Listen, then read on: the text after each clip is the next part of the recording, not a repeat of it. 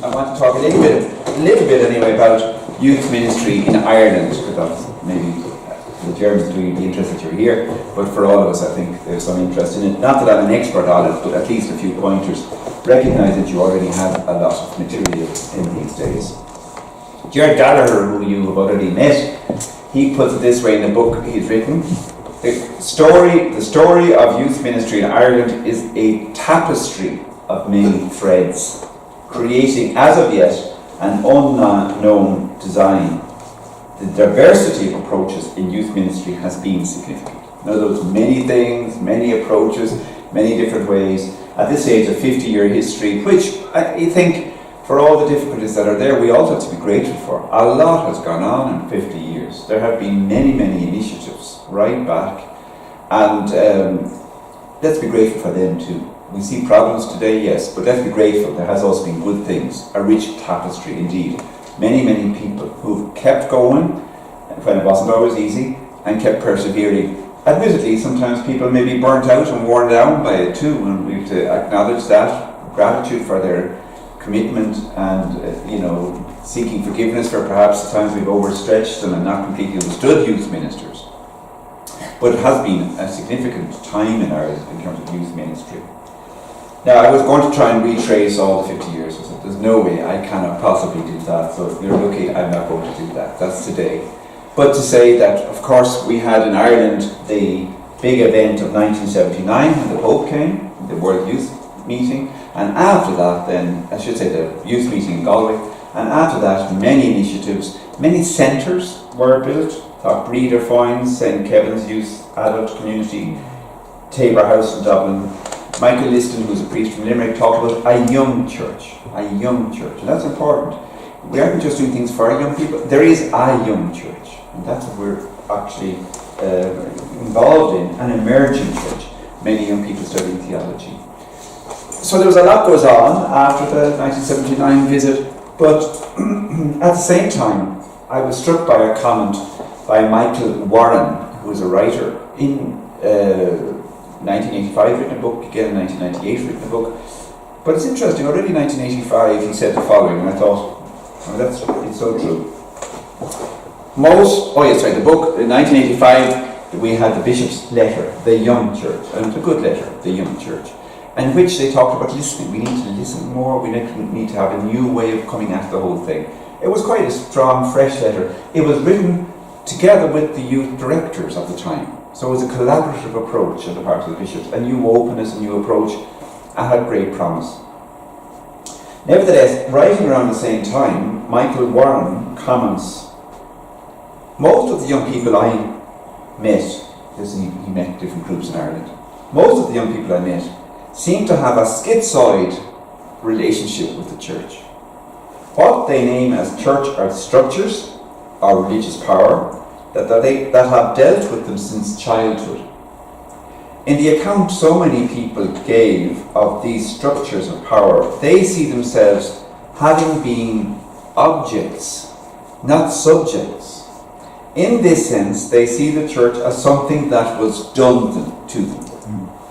That struck me, that great. The church is something done to you.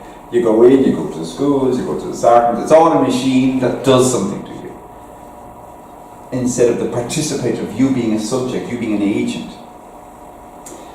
Michael Warren continued, in listening to young people talk about matters of faith, I was unprepared for the lack of understanding they had about actual church positions.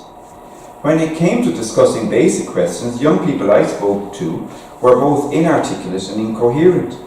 I expected to find much more understanding in persons who had had 5 classes a week of religious content over a period of at least 10 years. Whatever processes had been used to help them understand the basics of Christian understanding, not much of that teaching stuck with them. This is true, this issue of the message sticking is not just a problem in Ireland. I was at a meeting a few years ago in the Vatican for European people involved in teaching religion. Everywhere, more or less, bar 1 or 2 countries, had the same point. We actually are teaching, we actually are giving material, but it's not sticking. It's an issue. But that has been an issue a long time. For instance, I can recall when I was about, I'd say 17 or 18, I don't know where, I must have read it or something. And it was me that said it to my friend, I can't remember now, but my friend and mine, we had both all been to school, we'd done all the catechism we'd done. It was a friend said to me, he said, did you know that at the Mass, it's meant to be a reenactment of Calvary? Did you ever hear that? Oh, I never heard that. I never heard that. Both of us had been taught completely as Catholics. But a basic point of Catholic understanding of Mass, somehow it had gone over our heads. Of course, partly because you're young, you have to grow in understanding. But it's interesting, that is the case. Michael Warren pointed that out for us. The church was something done to people. It doesn't always stick. And that's, I think, something we have to recognise. So the bishops wanted to listen in 1985. They said they wanted to listen very clearly, and yet they listened in a way they didn't expect, because out of the, as we know, unfortunately came, yes, of course, many initiatives with youth directors in Ireland, but out of that all, however, came something we didn't expect, which was the whole enormous impact of clerical abuse revelations in Ireland, which had an enormous impact in Ireland. Enormous impact. The bishops were to listen, but to listen completely to other kinds of stories, the stories of victims of abuse, young people, unfortunately, tragically, and many, many stories, which were still being listened to, are being listened to. I'm not saying we can't say that chapter is past. That is an ongoing chapter. It's a continuing chapter. And I recall when the Murphy report came out in Dublin in 2009, I think Archbishop Dermot Martin, he said this, and it struck me at the time because I felt rightly in 2009 he's hitting something here. This is going to impact particularly on young adults. I appeal especially to young people among you not to abandon the church. Your church lies in the future, the long future, which will be there when my generation will have long since gone. The church will not be reformed by abandoning the church, but by living the word. The church needs your integrity and honesty and idealism. I think probably a lot of research needs to be done a bit in Ireland and on the impact of clerical child abuse on young people and their relationship to the church. Of course, there's bigger issues in Ireland. We had secularisation coming, real economic progress coming, boom. We had the whole development of Ireland and the European Union, many great things about Ireland progressing. And of course that would have brought with it its own challenges, of course, in terms of understanding faith in a new way as an adult in that kind of more progressive, modern, well-being kind of society. Clearly the impact of the child abuse scandals cannot be underestimated. Youth ministry certainly kept going, and we again salute those who did. For instance, the Shliela Jesuit program, many youth ministries here, our own diocese in Limerick, give them great credit, kept going. We have a youthful, good youth ministry program. Many people, every year, we have loads of people signing up for the Lourdes pilgrimage. We have a waiting list every year. Not everybody goes. We have about 100 young people go every year, and there's a waiting list for it. We have a summer program in West Kerry in Brood na Groiga where people come and stay and live what we call a winters experience, a community experience for 2 weeks together. We have the Inish program, which is kind of skills and transformation program for the transition year students. So thank God that has kept going, and we have great people involved in that. We now have recently just trained a significant, maybe 30 youth leaders, which will be working in the diocese. I know other dioceses have been doing that and other similar things in Kerry, down in Connor, many places. So there's a lot of good work going on as well. In 2009, we have the document which is called Together, Making the Difference. Now, here I'm loath to say too much because we have a great expert here in our midst. Father Michael was very significantly involved in this document, in putting together this document, which is a very valuable document because, number one, it gives us a read of some of the situation in Ireland.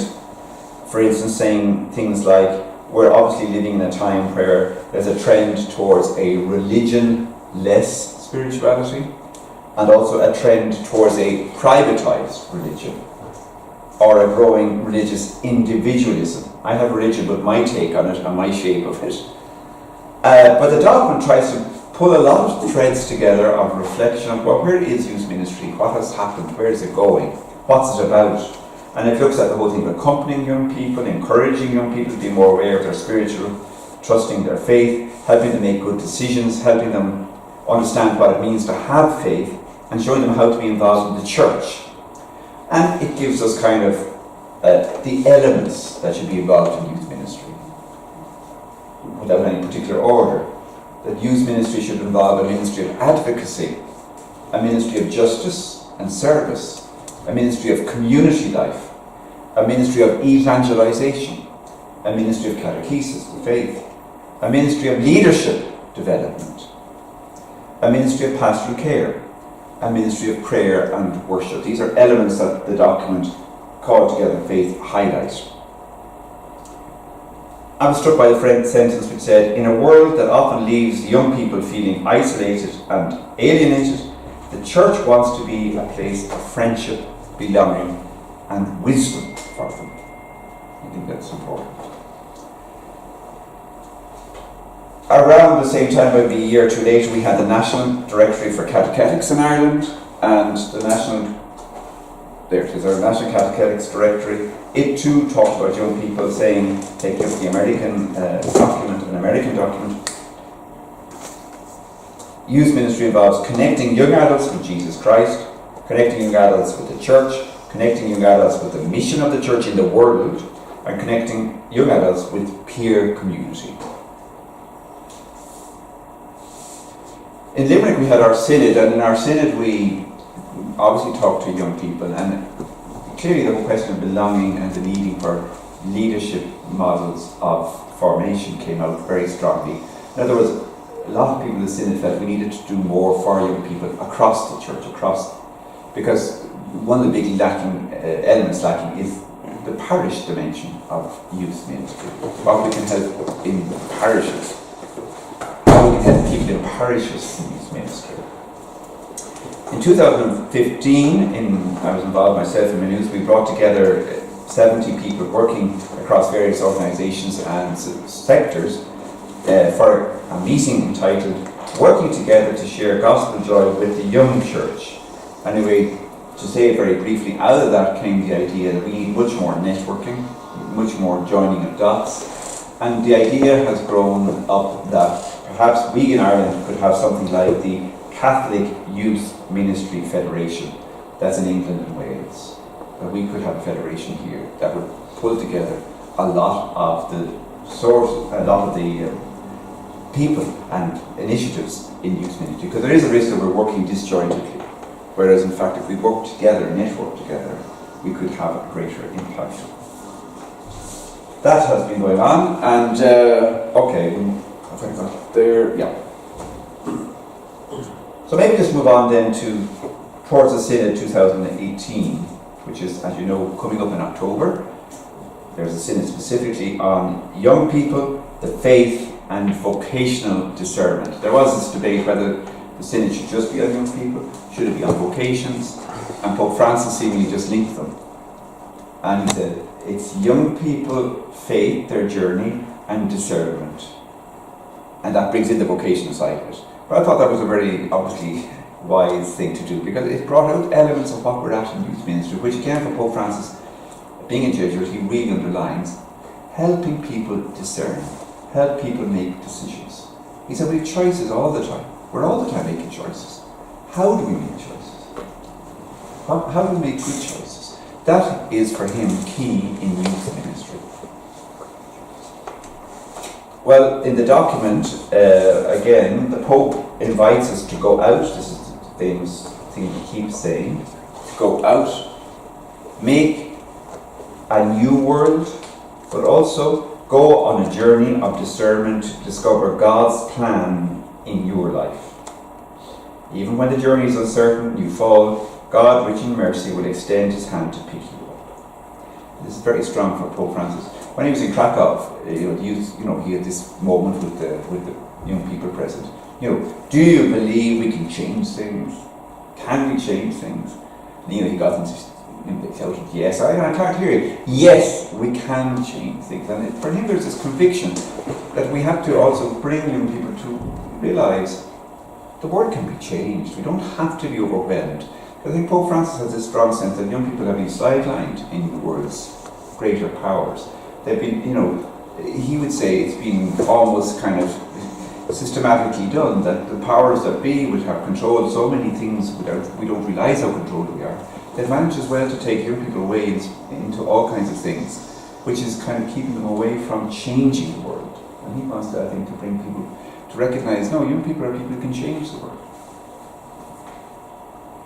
But they have to make good choices to do that. Young people have a need for persons of reference. He really believes that. People, and studies show that. If young people have people who care, it makes a huge difference in the world. People of reference point, people who can care for them. Yes, I came across in that document, there's a document which is the document to prepare for the Synod. And it talks about the Eastern Church has a way of pushing it. And I thought this was a nice way of putting it. What they call 3 births. We're born into this world, naturally.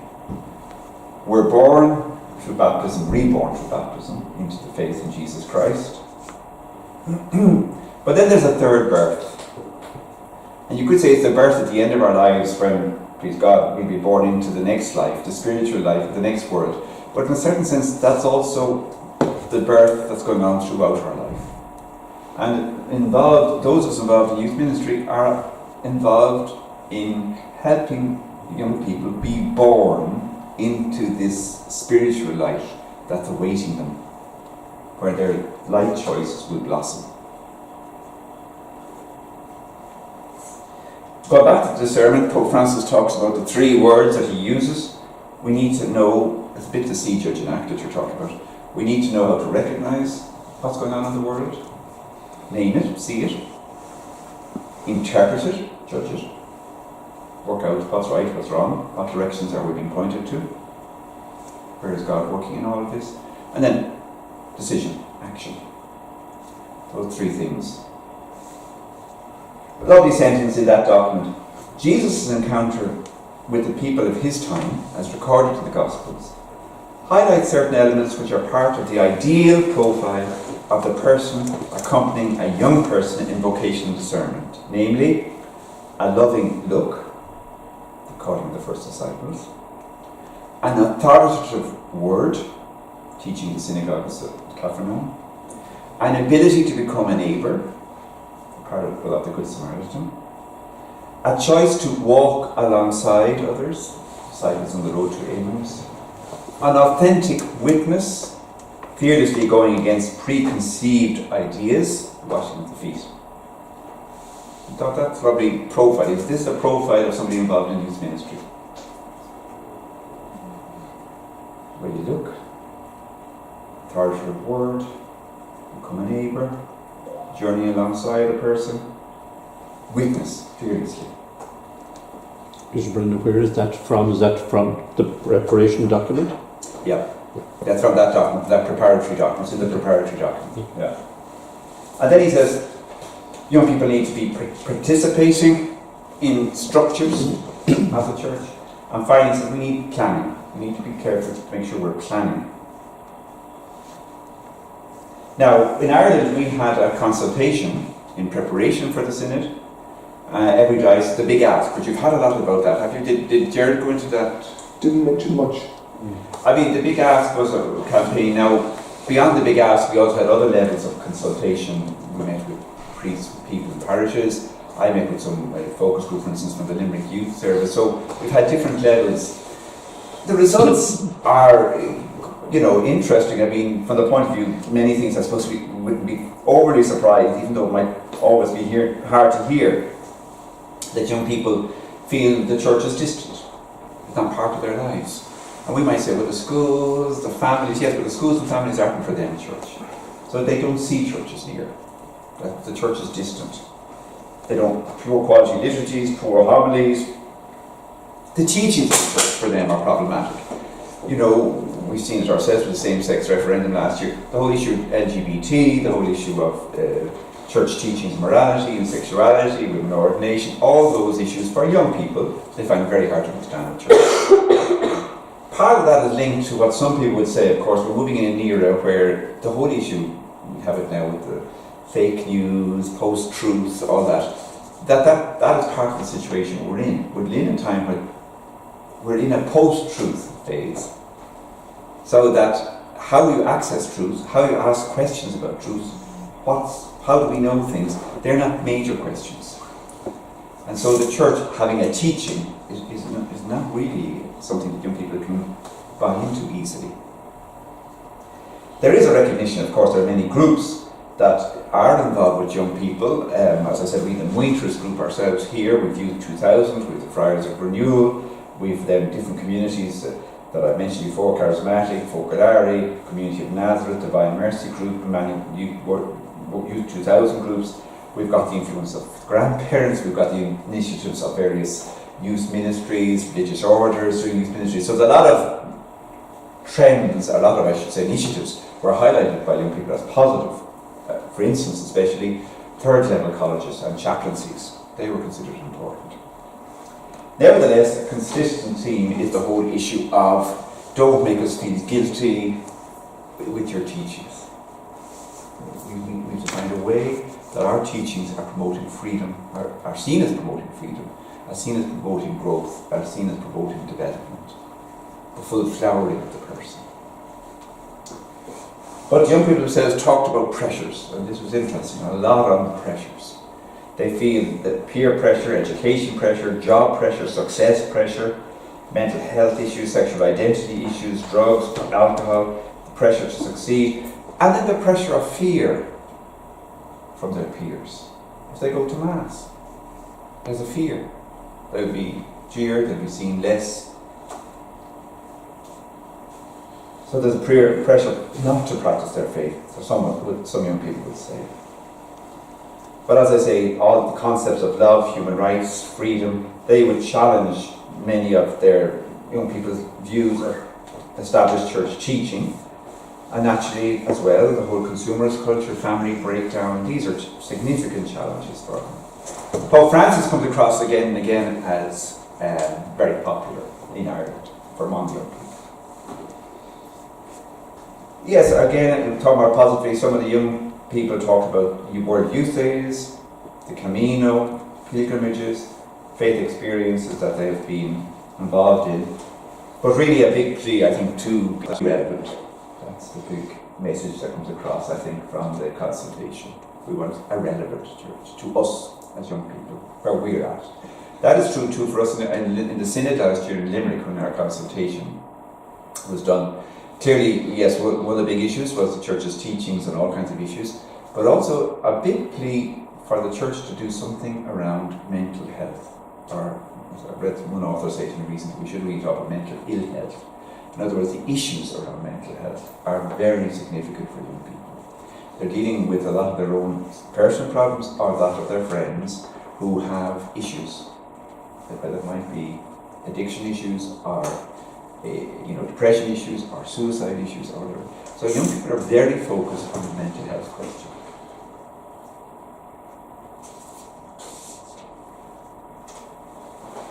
Final considerations, okay, this is just by way of concluding then, and we'll open up into the dialogue.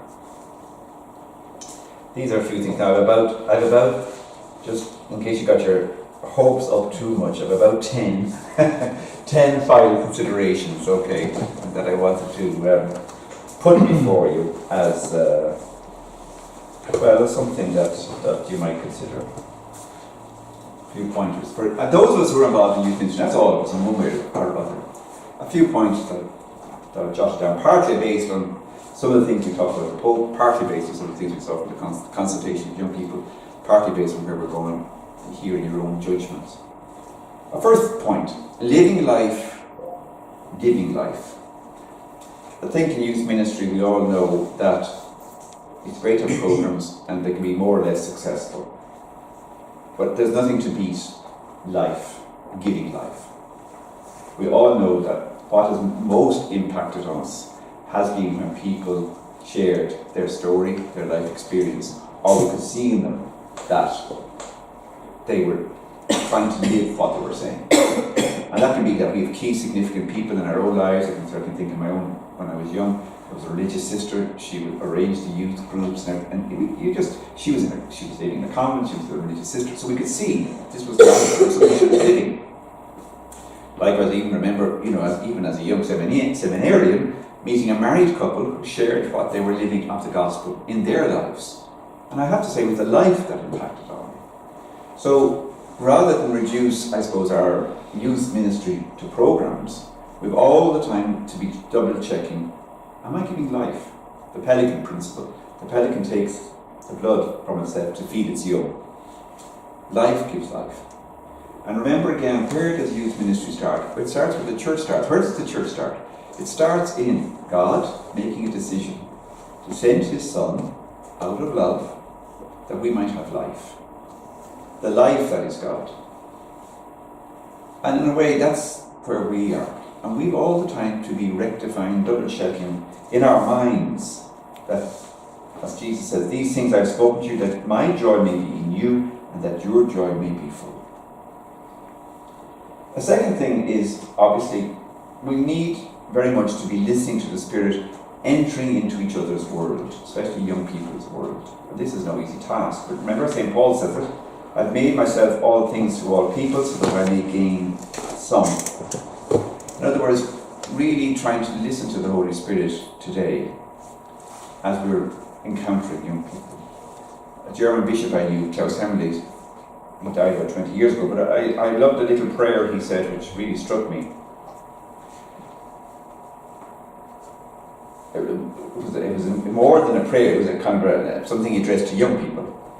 Help me understand from you your way of thinking, your language, and your questions, the way you are, so that I may learn in a new way the message which I have as a task to hand over to you. So as Pope Paul VI says, we do have a message, we do have a content, but we nearly have to learn from your questions, your way of doing things, for how it is I to do it.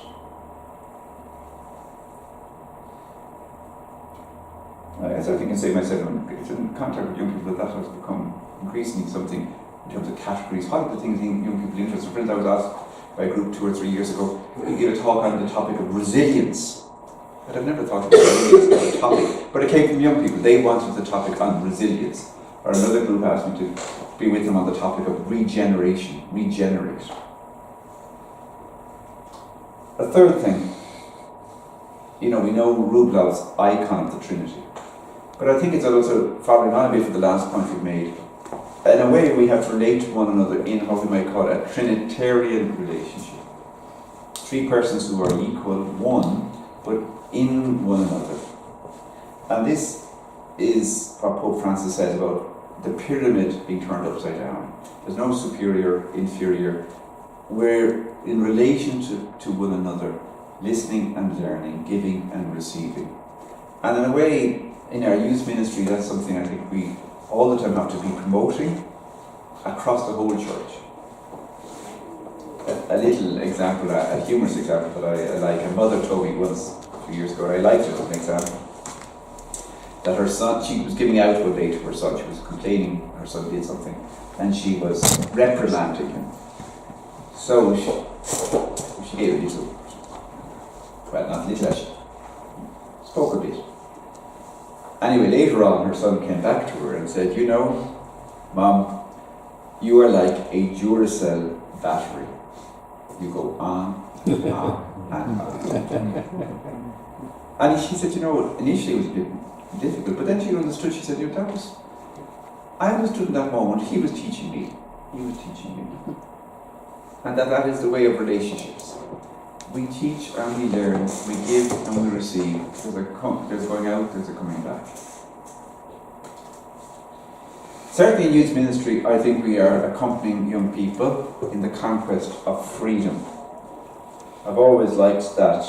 It sounds like a paradox. You're conquering freedom, but freedom has to be conquered. Because freedom is conditioned, especially in the modern world, conditioned by 1,000 things.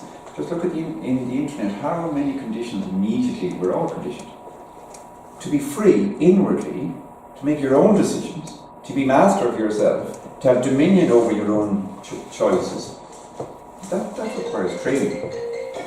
And the way we have to be trained in that.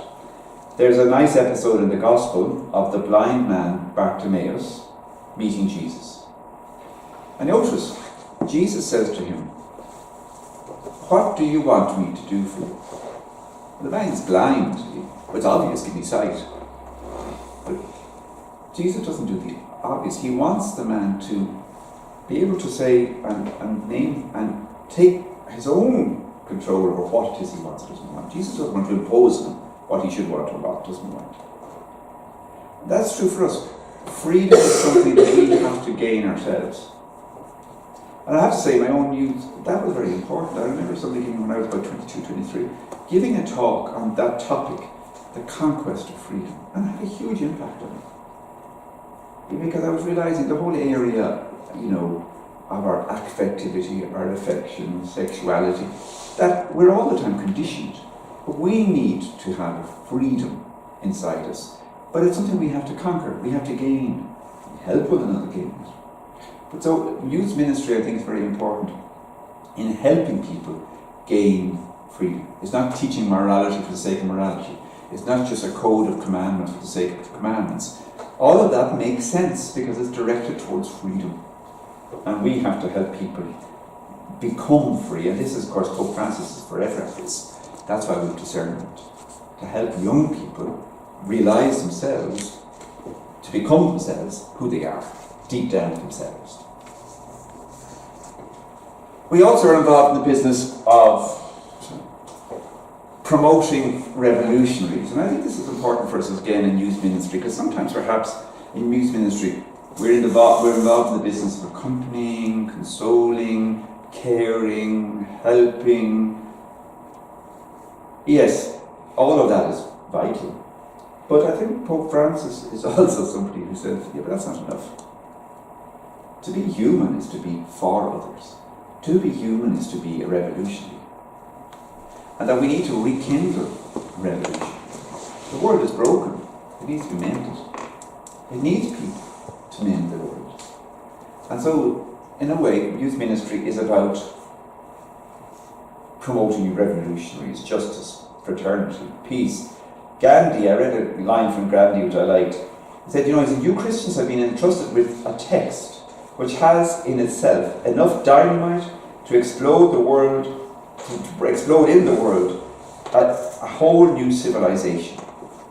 To turn the world upside down in order to promote and bring peace in a planet devastated by war. Pope Francis asks, how can we reawaken the greatness and the courage of comprehensive choices, of the impulses of the heart in order to face academic and emotional challenges? The phrase I use very often is, take a risk, take a risk. Whoever does not risk does not walk.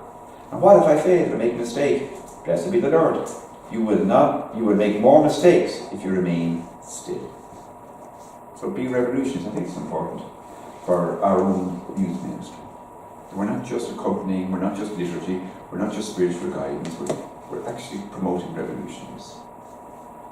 I noticed even the other day, Pope Francis, when he was at the Feast of the Epiphany, talking to the wise men, the kings, Magi, he said, the Magi, how did they keep going? Because he said they looked up, they had a dream. They didn't look at the ground and spend all their time working on the problems. They looked up and followed the dream. And he said the same is true for us. We need to have horizons. Remember what it says in the Bible, that people without a vision perish. We need vision. We need to promote vision. Another point I want to emphasize here is, in our youth ministry, I think it's very important that we recognize that we are called to build ecclesial communities and connect with others. We don't go to God on our own. That's a classic of Christianity. We don't go to God on our own. We need each other. But we need each other to form a little experience of church. This is important. Church is not just the structure, the walls, the building. Church is a living reality where between 2 or more, 3, 4, 5, 10 people, Jesus is present. As I said, Pope John Paul II encouraged an awful lot of ecclesial communities, movements, groups. Interestingly, an Anglican writer just recently has brought out a book, Michael Moyna, just recently brought out a book, and it's Church in Life is what it's called, the big book, Church in Life. But his whole thesis is, we need today to really promote ecclesial communities. And what he means by that is, it's not enough for people anymore just simply to go to Mass on Sunday and then the rest of the week separate. He said we need church, which are ecclesial communities, which are communities in the university, communities in the shop, communities in the workplace, community in the office. In other words, where people are living, where they're having their life, 2 or 3 or 5 or 10 people are meeting to become an ecclesial community. And it seems to me that also for our youth ministry, this is a major topic. Young people should be able to experience the ecclesial community among those who are youth ministers, and they should in turn become people who form ecclesial communities wherever they are. And then linked to that, connecting all over the place. That's why I say we're joining the dots between us all. We need to connect all these ecclesial communities. So in that way, I would say we need to keep Jesus among us. This is important. He is the youth minister. Ultimately, we are youth ministers, but the ultimate youth minister is Jesus among us. And just what the Second Vatican Council was saying, we're not talking about presenting a museum about Jesus to people. We're talking about presenting Jesus. Jesus is present because he promised, where 2 or more are gathered in my name. In other words, in himself. How are we gathered around himself? In his word, the gospel put into practice. In the neighbour with one another, in unity. In the Eucharist, the sacraments that form us. Keeping Jesus among us because he is the minister. He is the one who guides his ministry. 3 more points and I'm finished. This one, though, I want to say is important.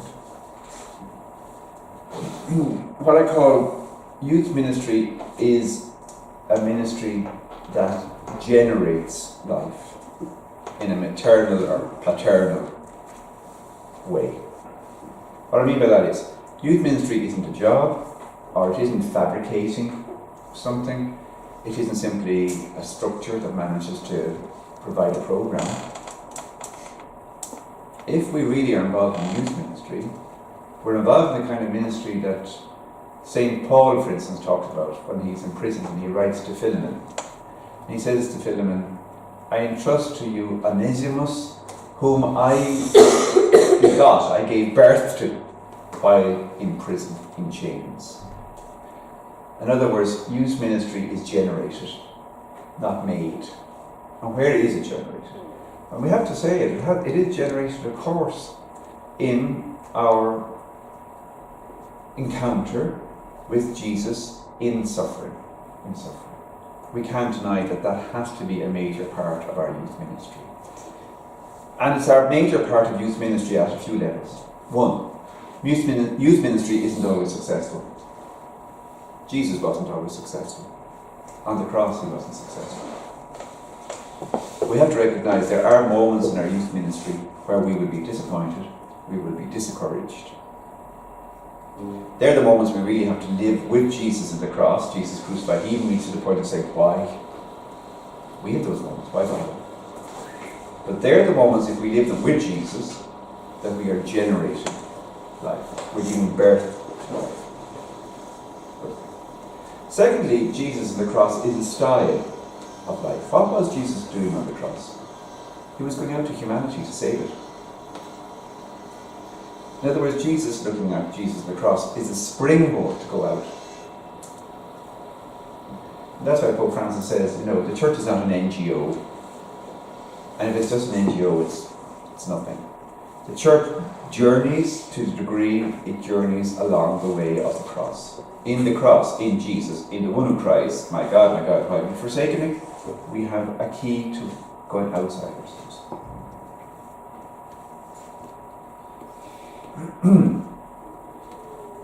But thirdly, it reminds us, looking at the cross, Jesus died, the scripture tells us, outside the walls of the city. He died outside Jerusalem. Which does that mean? Jerusalem was the place that symbolically was the place where God could be found, within the walls, the covenant people. Jesus dies outside it. Jesus therefore tells us he has already reached every young person that we meet. He's already reached every situation, every relationship that we feel is outside God. He's there, he's working, he's already there.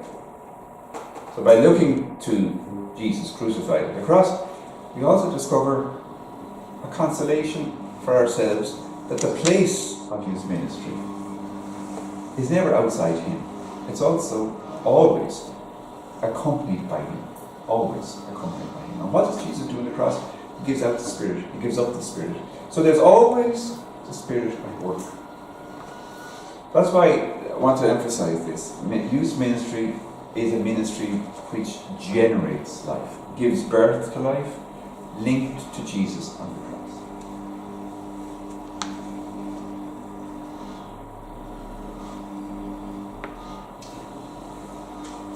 Obviously, we need to be all the time exercising creative fidelity. We come from a 2,000-year history of the church with huge amounts of insight, huge mystics, saints, lives, examples, stories, huge amount, which we can't forget. As Pope Francis says, we need to be both creative and faithful.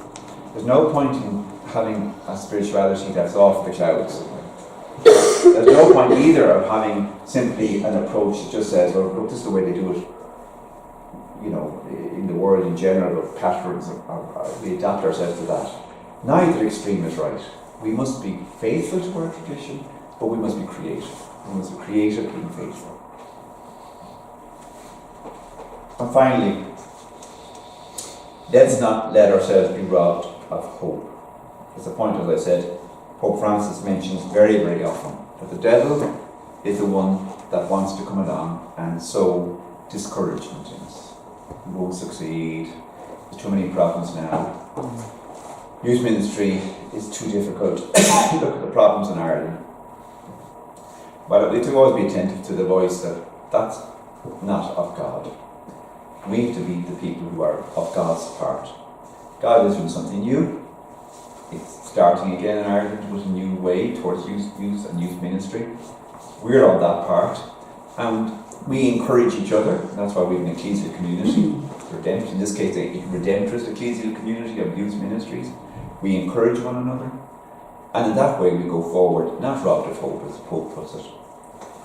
When we were out last year in confirmation, I often talked about that phrase, don't let yourselves be robbed of hope. And I was amazed how many people came up to me after and said, really, that phrase helped me.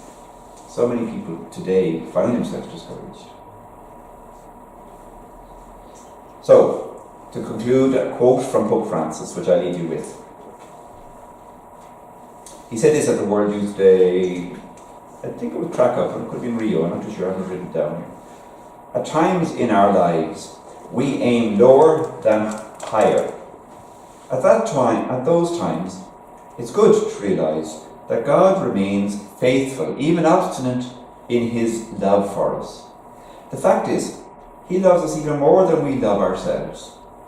He believes in us more than we believe in ourselves. He is always cheering us on. He is our biggest fan. He is there for us, waiting with patience and hope, even when we turn in on ourselves and brood over our troubles and past injuries. But such brooding is unworthy of our spiritual stature. It's kind of a virus, infecting and blocking everything. It closes doors and prevents us from getting up and starting over. God, on the other hand, is hopelessly hopeful. He believes that we can always get up, and he hates to see us glum and gloomy. It's sad to see young people who are glum, because we are always his beloved sons and daughters.